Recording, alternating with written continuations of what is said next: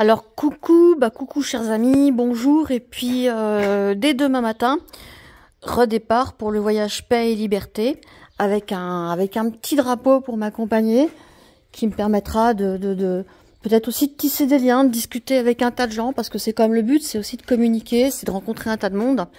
Voilà, top, voyage pour la paix et la liberté. Mon petit vélo électrique que je mets au minimum mais ça m'évite de trop galérer parce que je suis quand même pas une athlète. Ma petite remorque.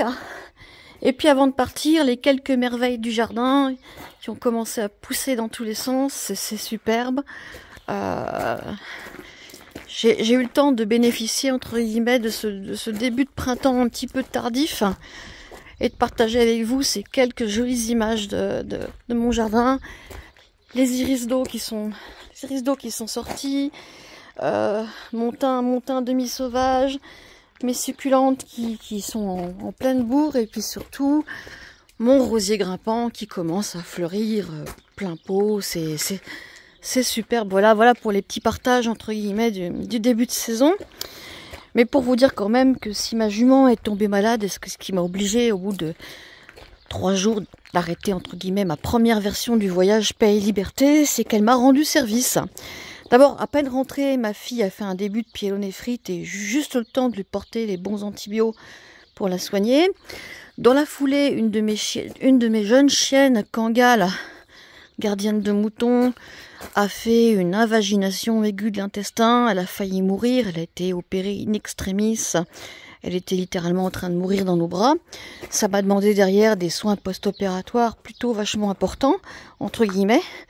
Je ne peux que remercier ma jument Cathy qui, selon moi, a fait ce qu'elle pouvait faire de mieux pour me rendre service. Alors, Cathy va très bien.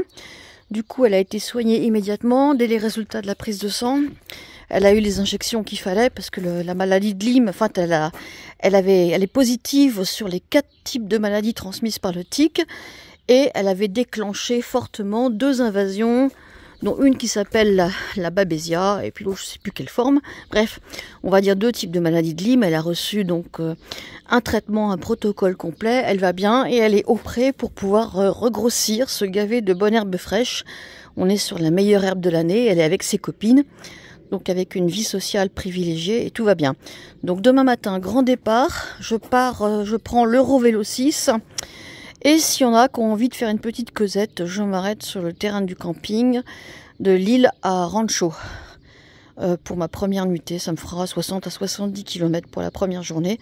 C'est déjà bien suffisant et j'ai hâte de rencontrer plein de gens, de vivre plein de belles aventures humaines, de voir plein de choses et de transmettre ces valeurs qui me sont précieuses. Retrouvez-moi également sur mon blog Elisabeth avec un Z, _voyance.com. Et je vous embrasse tous et je vous dis à bientôt.